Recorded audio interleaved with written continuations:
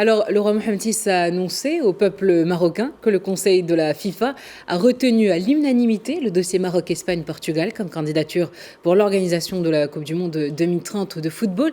Quelle est votre première réaction? Forcément, c'est d'abord une joie et une fierté en tant qu'originaire du Maroc.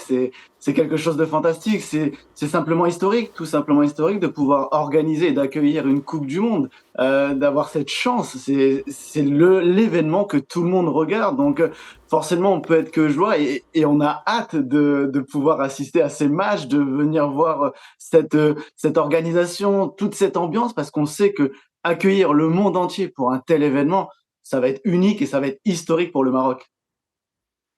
Et justement, alors, cette annonce du Conseil de la Fédération internationale de football reconnaît à présent la place de choix du Maroc dans le concert des grandes nations, je le disais tout à l'heure. C'est en ces termes qu'a été annoncée la nouvelle. Que pouvez-vous nous dire sur ce point? Alors, ce qui est intéressant, c'est que cette annonce est tombée. Alors, on l'attendait pas du tout aujourd'hui. On s'attendait peut-être à dans quelques jours, dans quelques semaines, parce que on a déjà eu l'accueil, le plaisir d'organiser la CAN 2025 et l'annonce a eu lieu il y a à peine 10 jours. Là, en fait, c'est tombé d'un coup et on le savait que normalement notre candidature avec l'Espagne et le Portugal était favorite. Gianni Infantino l'avait dit, on avait eu plusieurs retours. Moi personnellement, j'avais quand même des informations précises à ce niveau, mais on ne s'enflammait pas. On attendait véritablement que la FIFA annonce cet événement, et là on est encore plus fiers parce que c'est le roi qui l'a annoncé. Et ce qui s'est passé réellement, alors à côté, ce qu'il faut savoir, je veux dire, c'est que ce n'est pas seulement le Portugal, l'Espagne et le Maroc qui vont accueillir cette Coupe du Monde. Il y aura également 3 rencontres qui auront lieu en Amérique du Sud. Pourquoi l'Amérique du Sud? En fait, c'est pour simplement le centenaire de la Coupe du Monde, puisque la première Coupe du Monde avait eu lieu en Uruguay en 1930.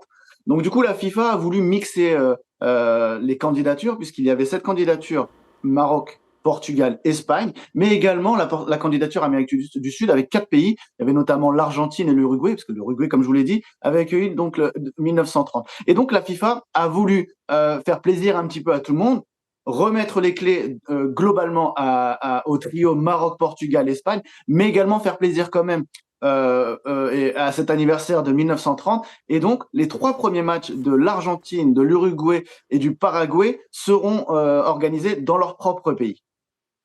Ah bah, c'est une initiative qui vient d'être annoncée. Ça a été annoncé il y a quelques heures, cette nouvelle façon ou cette nouvelle structure d'organiser une Coupe du Monde et en même temps pour célébrer le centenaire de la création de la Coupe du Monde. Et on le disait, le Maroc, de son côté, va organiser cette candidature avec le Portugal et l'Espagne. Le roi Mohamed VI a d'ailleurs fait part de son engagement à le faire en parfaite synergie avec les instances en charge du dossier dans chacun des pays hôtes. Alors c'est le prochain défi pour le royaume, n'est-ce pas? Oui, c'est le défi que le Maroc attendait véritablement. Il y a la Coupe d'Afrique des Nations qui aura lieu en 2025. Oui, on est fiers, on est heureux de l'accueillir. On espère la gagner, évidemment. Et avant celle-là, pourquoi pas celle de 2024 qui aura lieu donc en janvier en Côte d'Ivoire. Mais le grand objectif, c'était cette Coupe du Monde 2030.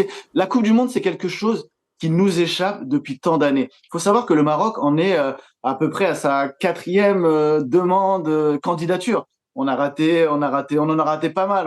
On est passé à côté de celle de 2010, de 2006 également. Mais la 2010 avait beaucoup plus mal au pays parce que on l'avait perdu contre l'Afrique du Sud. On se souvient notamment de l'affaire Blatter. Il y avait ces choses-là. Donc, accueillir cette Coupe du Monde, c'est une fierté sur le point sportif parce que actuellement le Maroc est dans une phase véritablement ascendante. On se souvient de cette demi-finale il y a encore quelques mois qui a fait vibrer le monde entier. Mais également en termes d'infrastructure, c'est là où c'est une fierté parce que on peut se rendre compte que le Maroc a fait d'énormes progrès. On le voit dans les stades, on le voit dans le pays globalement.